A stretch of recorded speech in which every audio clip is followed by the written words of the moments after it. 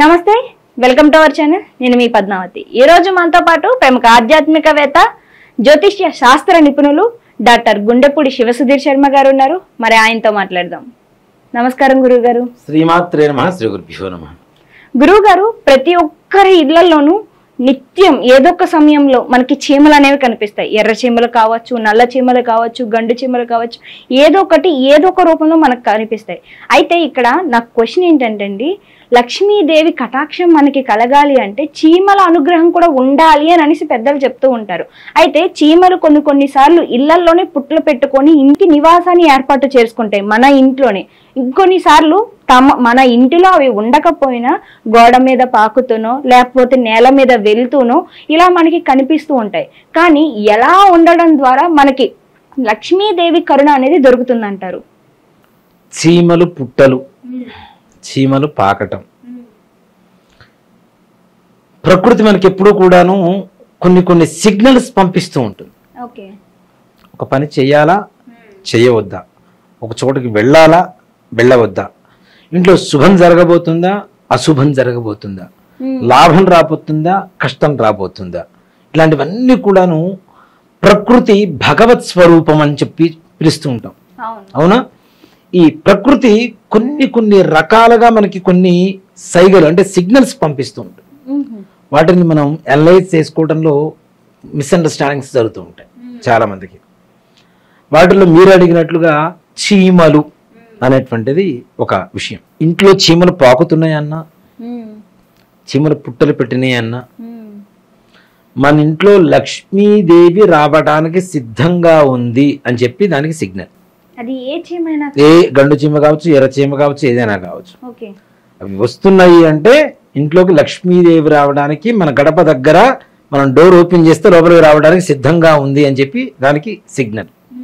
మరి అలాంటప్పుడు చీమలు వచ్చినాయి, లక్ష్మీదేవి రావడానికి సిగ్నల్ వచ్చింది, మనం డోర్ తీసేస్తే లోపలికి వస్తుంది కదా అంటే, ఇప్పుడు మీరు ఒక పని కోసం తిరుగుతున్నారు నాన్న, ఆ పని ఒకరి దగ్గర ఉంది, పూర్తవుతుంది, వారే ఎదురొచ్చి మీకు ఆ పని చేసి పెడితే మీరు కృతజ్ఞతాభావంతో ఏం చేస్తారు? థ్యాంక్స్ చెప్తారు కదా.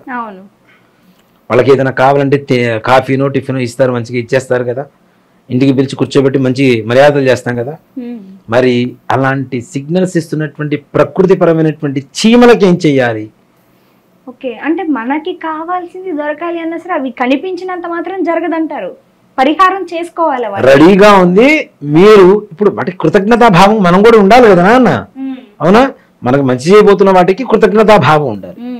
ఇప్పుడు చాలా మంది ఏం చేస్తారంటే గమాక్సిన్ అనే ఒక పౌడర్ దొరుకుతుంది, చీమలు కనిపించగానే వాటి మీద వేసేస్తారు. కొంతమంది పసుపు వేసి కిరోసిన్ పోసి నిప్పు పెట్టేవాడు కొంతమంది ఉంటారు.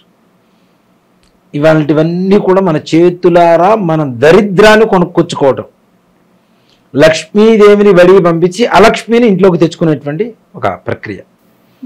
ఇది ఎందుకు చేయకూడదు? చీమలు కుడితే ప్రమాదం కదా, చీమలు ఇంట్లో ఉండకూడదు కదా, పంచదారగా పట్టేస్తున్నాయి, స్వీట్లుగా పట్టేస్తున్నాయి అంటే ఒకటి చెప్తానన్నా, మన హిందూ ధర్మంలో ప్రొద్దున్నే పళ్ళు తోవుకుంటాం. అవునా? పళ్ళు తోవుకునేటప్పుడు ఏం చేస్తారు మన వాళ్ళు? బ్రష్ నోట్లో పెట్టుకొని, హలో చెప్పే, రాత్రి ఉప్పేసా, రాత్రి కారం వేసా, మా ఆయన పడుకున్నారు, ఫోనా ఇస్తారే, ఇట్లా తిరుగుతూ మాట్లాడుతూ ఉంటారు. బ్రష్ నోట్లో బ్రష్ చేసుకుంటూ. విలేజెస్ విషయానికి వెళ్తే కొంతమంది ఇక్కడి నుంచి సిటీ నుంచి విలేజ్కి వెళ్తే వాడు ఈ ప్రపంచం మొత్తం తిరుగుతాడు బ్రష్ చేసే లోపల, ఆ ఊరు మొత్తం పరిక్రమణ చేసి వస్తాడు. అవునా?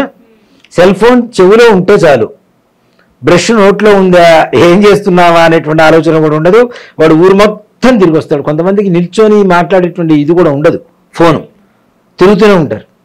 మా బంధువులు ఒక ఆయన ఉండేవాడు, మా ఇంటికి వచ్చేవాడు, షర్ట్ కూడా ఉండేది కదా, రాత్రి కూడా షర్ట్ తీసేసి భోజనం చేసేవాడు, ఫోన్ వస్తే ఫోన్ పట్టుకొని.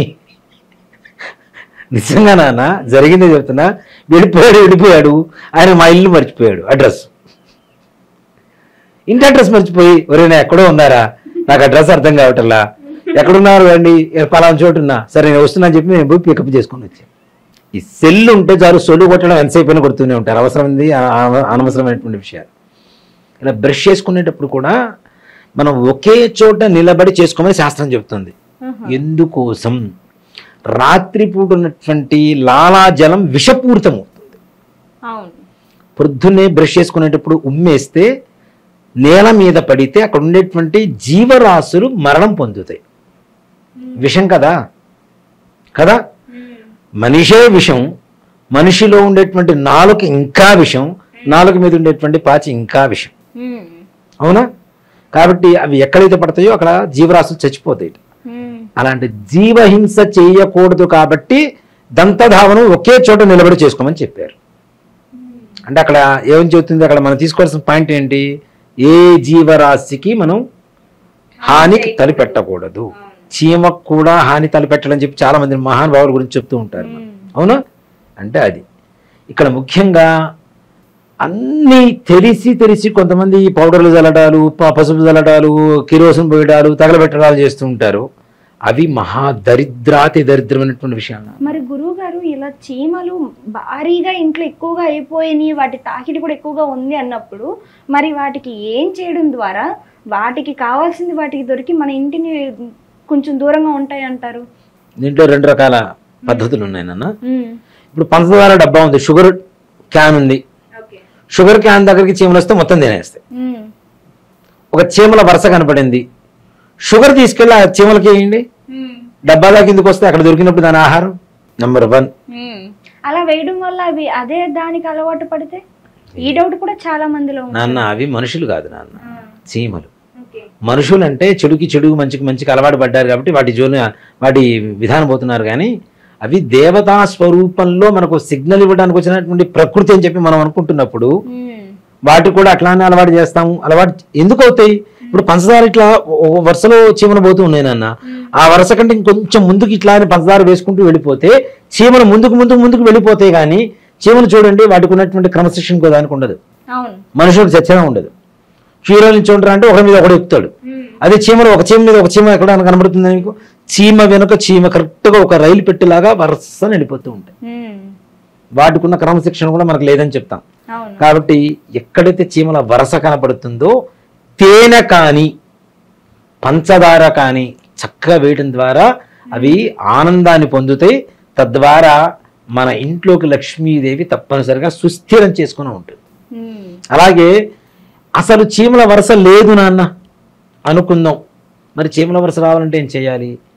మంగళవారం రోజున కానీ శుక్రవారం రోజున కానీ ఇంట్లో నైరుతులు బీరువా పెడతాం మనం.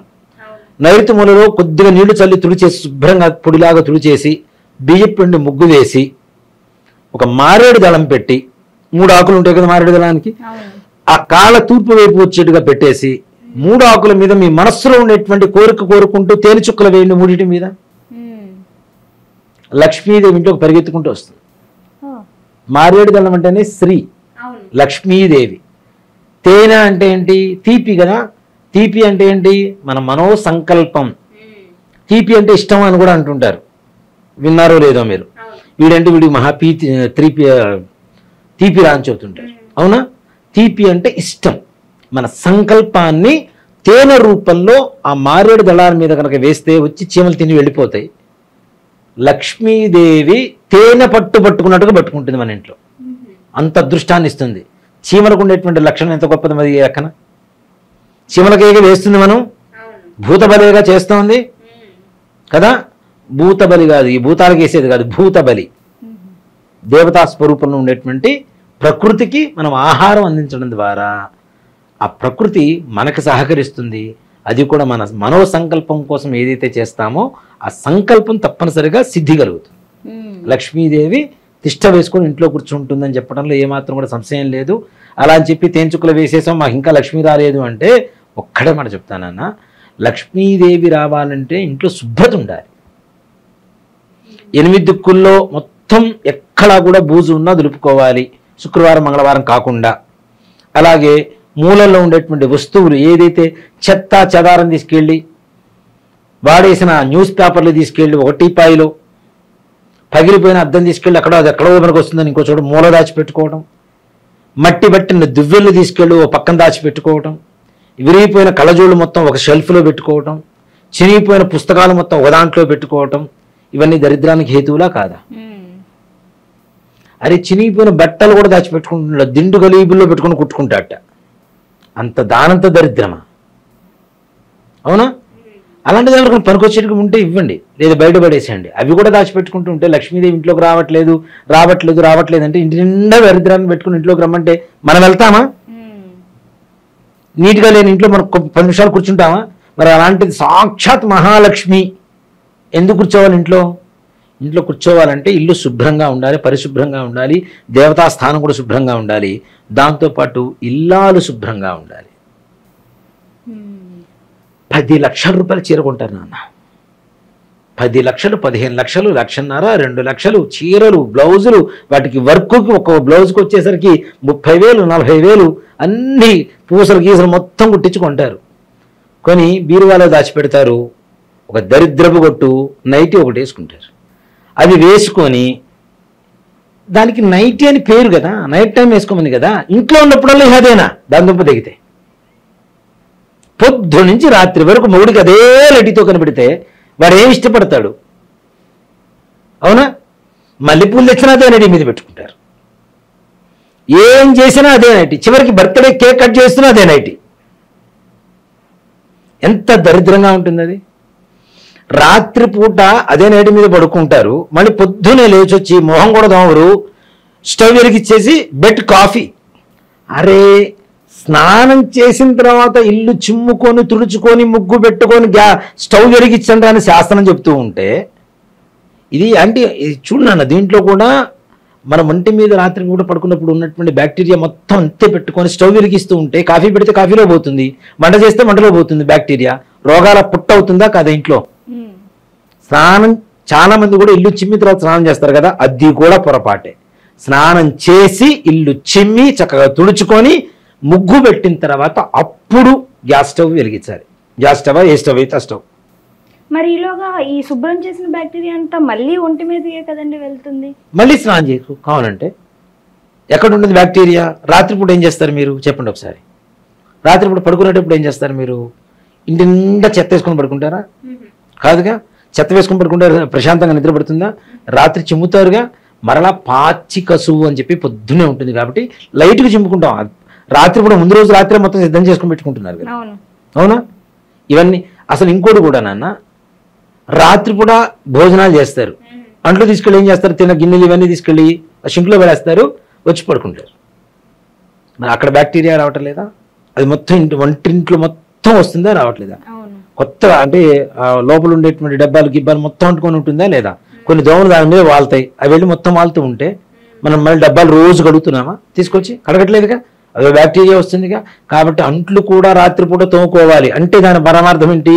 రాత్రిపూట ఇల్లు మొత్తం పరిశుభ్రంగా పెట్టుకొని ఇంట్లో వంటింట్లో కూడా శుభ్రంగా గిన్నెలు ప్లేట్లు మొత్తం తోముకొని ప్రశాంతంగా మరలా స్నానం చేసి భర్త కంటికి ఇంపుగా మంచిగా శారీ కట్టుకొని మంచిగా ప్రశాంతంగా ఉండాలి భర్తతో.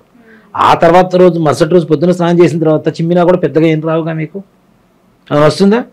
అంట్లు తోముకోవాల్సిన పని లేదుగా. అట్లా ఉండదు. బ్రష్ నోట్లో, సెల్ ఫోన్ ఇక్కడ, అంట్లు చేతులు, ఇంతే. అవునా కాదా? ఈ ఉమ్మి దీని మీద పడుతుంటుంది, ఈ సెల్ ఫోన్లో సొల్లు వస్తుంటుంది, ఇవి తోముతూ ఉంటారు. ఇంకేముంటుంది ఉపయోగం? ఇల్లు శుభ్రంగా ఉండాలి తప్పనిసరిగా. పగిలిపోయిన అద్దాలు, చిరిగిపోయిన పేపర్లు, విరిగిపోయిన ఫ్రేములు, విరిగిపోయిన కుర్చీలు అవి కూడా ఏదో పెద్ద బంగారంలాగా దాచిపెట్టుకుంటారు. దేని పనికి వస్తాయి? భోగి మంటలో తీసుకెళ్ళి పడేస్తే దరిద్రం వదిలిపోతుంది కాగా. రోజు మంటలు పెట్టక్కర్లా, పనికిరాని బయట పడేసేయండి. అవన్నీ ఇంట్లో పెట్టుకోవటం. దీంతో పాటుగా ఇంట్లో ఇల్లాలు శుభ్రంగా ఉండాలని చెప్పాను కదా. ఇంట్లో ఇల్లాలు శుభ్రంగా ఉండాలంటే డ్రెస్సు ఒక్కటే కాదు, స్నానం ఒక్కటే కాదు, మనస్సు కూడా శుద్ధిగా ఉండాలి. దానికన్నా నోరు శుద్ధిగా ఉండాలి, అదుపులో ఉండాలి. ఇక ఇప్పుడు తిట్లు తిడుతుంటారు జనాలు. ఈ దరిద్రపు కొంప, నువ్వు చస్తే బాగుండు, నీకు పిండం బెట్ట, నీకు తద్దనం బెట్ట, పిల్లల్ని, భర్తని, అత్తని, మామల్ని, ఇలాంటి అశుభ్రమైనటువంటి అంటే దరిద్రమైనటువంటి మాటలు మాట్లాడుతుంటే లక్ష్మీదేవి ఎందుకు వస్తుంది నాన్న? ఇంటిని చూస్తే ఎవరినో చూడమన్నారు కదా? ఇంటి యజమాని చూడాల్సిన అవసరం లేదుగా. ఇంటిని చూసిన తర్వాత ఇల్లు పరిశుభ్రంగా ఉంటే ఇల్లాన్ని చూడరా తర్వాత అని చెప్పారు. ఇల్లే దరిద్రంగా ఉంటే ఇల్లాన్ని చూడాల్సిన అవసరం లేదు, దానికంటే దరిద్రం కావడం ఉంటుంది కదా. కాబట్టి ఇట్లాంటి అంటే ఏదైనా అపచారమైనటువంటి మాటలు మాట్లాడటం, అనవసరమైనటువంటి మాటలు మాట్లాడటం, తిట్టడం, ఇట్లాంటివి కూడా నోరు శుద్ధిలో ఉంటే తప్పనిసరిగా ఇంకొక మాట సింపుల్గా చెప్తానన్న, ఇవన్నీ వద్దు. వరలక్ష్మి వ్రతం చేస్తారా? అందరూ చేస్తారుగా. దాంట్లో కథ విన్నారా ఎప్పుడైనా? వరలక్ష్మి వ్రత కథ విన్నారా? ఏమని ఉంటుంది వరలక్ష్మి వ్రతంలో? చారుమతి అనేటువంటి ఒక ఆవిడ అత్తమామల్ని గౌరవంగా, భర్తని ప్రేమగా, పిల్లల్ని బాధ్యతగా చూసుకుంటూ, ఎవరిని కసురుకోకుండా చిరునవ్వుతో సమాధానం చెబుతూ, అందరికీ మంచిగా సేవలు చేసుకుంటూ, ఇంటిని సంరక్షించుకునేటువంటి ఒక చారుమతి అయినటువంటి ఒక ఆవిడ్ని లక్ష్మీదేవి ఎంచుకొని కలలో కనపడి, అమ్మా నేను నీ వరలక్ష్మీదేవిని ఈ రోజున పూజ చెయ్యి, తప్పనిసరిగా నేను నీకు లక్ష్మీదేవి అనుగ్రహం కలిగజేస్తా అని చెప్పి కలలో చెప్పింది. ఆవిడ ఎలాంటి ఆవిడని ఎంచుకుంది? లక్ష్మీదేవి, వరలక్ష్మీదేవి ఇలాంటి వాళ్ళనేగా ఎంచుకుంది. ఇలా ఇంతమంది అన్ని వేల మంది స్త్రీలు ఉన్నప్పుడు చారుమతీదేవి కల్లోనే ఎందుకు కనపడాలి? అంత ధర్మాత్మరాలుగా ఉంది, అంత పవిత్రంగా ఉంది, అంత కరెక్ట్గా ఉంది కాబట్టి ఆవిడ కలలో కనపడింది. వరలక్ష్మి వ్రతం చేయమంటే కేజీ బంగారం తీసుకొచ్చి పూజ చేయమని కాదు, 100 నాణాలు తీసుకొచ్చి పూజ చేయమని కాదు, అట్టహాసంగా ప్రసాదాలు పెట్టమని కాదు. చారుమతి ఎలా ఉందో మనం అలా ఉండాలని చెప్పడం, ఇల్లాలు అలా ఉండాలని చెప్పడమే ఆ యొక్క వ్రత పూజ. అంతే కదా. వినాయక చవితి వ్రతం చేస్తాం, ఏం పట్టుకుంటారు? వినాయక చవితి వ్రతంలో ఏం చేస్తారు? కథ చదువుతారుగా. ఏం కథ చదువుతారు? దాంట్లో ఏముంటుంది? చంద్రునికి సంబంధించిన కథ. సమంతకమణి చంద్రుడు. అవునా? అసలు అవేవి కథలు కాదు. వినాయక చవితి కథలో వినాయక చవితి రోజున ఏదైతే సుబ్రహ్మణ్యేశ్వరుడికి వినాయకుడికి పోటీ పెడతారు, ఎవరు ముందుగా నదుల్లో స్నానం చేసి వస్తే వాళ్ళకి తప్పనిసరిగా విఘ్నాధిపత్యం ఇస్తామని. అప్పుడు సుబ్రహ్మణ్యేశ్వర స్వామి వారు వాయువేగంగా వెళ్ళారు. వినాయకుడు ఏం చేశాడు? తండ్రి చుట్టూ తల్లి చుట్టూ తిరుగుతారు. తల్లిదండ్రులే పరమదేవం రా, ఇంకా రెండో దేవం లేదురా అని చెప్పడమే వినాయక చవితి. ఆ కథలో ఉన్న సారాంశం ఏంటంటే, వినాయక చవితిలో ఉన్నటువంటి సారాంశం ఏంటంటే, తల్లిదండ్రులను పూజిస్తే చాలు ప్రపంచంలో అందరినీ పూజించండి అని చెప్పడమే ఆ కథ యొక్క, ఆ వ్రతం యొక్క, పూజ యొక్క సారాంశం. కానీ అందరూ దీన్ని వదిలేసి చంద్రుడిని చూడకూడదు ఎంతసేపటికి దాన్ని పట్టుకుంటున్నారు కానీ వీళ్ళ పాదాలు పట్టుకుంటే చాలు అన్న విషయం మాత్రం ఎవరు గుర్తుపట్టుకోవటం. అంటే ప్రతి కథకి, ప్రతి పూజకి, ప్రతి విధానానికి ఆ సారాంశం ఉంటుంది నాన్న. సత్యనారాయణ స్వామి వ్రతం చేస్తాం, సత్యనారాయణ స్వామి వ్రతం చేస్తూనే ఫోన్ వస్తుంది. హలో, నేనా ఆఫీస్కి బయలుదేరుతున్నా 5 నిమిషాలు అని చెప్తాడు. సత్యవ్రతం, అబద్ధం చెప్పకూడదని చెప్తూ ఉంటే, ఇక్కడ వ్రతం చేసుకుంటూ ఫోన్లో అబద్ధం చెబుతుంటే సత్యనారాయణ స్వామి వారు ఏమో అనుగ్రహిస్తారు? కథ సారాంశం, వ్రత సారాంశం ఏదైతే ఉంటుందో ఆ నీతి తీసుకోవాలి. ఆ నీతిని తీసుకోకుండా ఎన్ని పూజలు చేసినా వేస్టే. కాబట్టి ఇల్లాలు శుభ్రంగా ఉంటే లక్ష్మీదేవి తప్పనిసరిగా ఇంట్లోకి వస్తుంది. శుభ్రపరిచిన ఇంట్లో చీమలు వచ్చిన రోజున, లేదు రాని రోజున తేనెల ఇట్లా ఇందాక మారేడుదనంలో తేనె వేసిన మంగళవారం కానీ, శుక్రవారం కానీ, ఉదయం పూట, మనలో దీన్ని కూడా కామెంట్స్లో అడుగుతూ ఉంటారు, ఉదయమా సాయంత్రమా గురువు గారు అని. చక్కగా స్నానం చేసిన తర్వాత ఇంట్లో పూజ చేసుకున్న తర్వాత, ధూపదీప నైవేద్యాలు పెట్టుకున్న తర్వాత దేవాలయంలో, దేవుడి గుడిలో అప్పుడు చక్కగా మారేడుదళం పెట్టండి. దాని మీద చక్కగా మీ మనసులో ఉండేటువంటి సంకల్పం, మా అబ్బాయి ఉద్యోగం రావాలి, మా అమ్మాయికి వివాహం కావాలి, మా అబ్బాయికి వివాహం కావాలి, తొందరలో ఇల్లు కొనుక్కోవాలి, మా సంపాదన రావాలి, మా అప్పులు తీరిపోవాలి, మా శత్రుబాధలు తీరిపోవాలి, ఏదైతే సంకల్పంతో అక్కడ తేనె వేస్తూ ఉంటారో ఆ సంకల్ప సిద్ధి తప్పనిసరిగా జరుగుతుంది నాన్న. నిజంగా గురుగారు, మీరు చెప్తున్న ప్రతిదీ వింటుంటే గనక ప్రస్తుతం ఎవరైతే ఎలాంటి తప్పులు చేస్తున్నారో అవన్నీ కూడా కళ్ళకు కట్టినట్టుగా వివరించారు. నిజంగా మీరు చెప్తుంటే నాకు విజువల్ అనేది చాలా క్లియర్గా కనిపిస్తుంది. అంత బాగా ఎక్స్ప్లెయిన్ చేశారు గురుగారు ప్రతిదీ కూడాను. ధన్యవాదాలు. శ్రీమాత్రే నమః. శ్రీ గురుభ్యో నమః.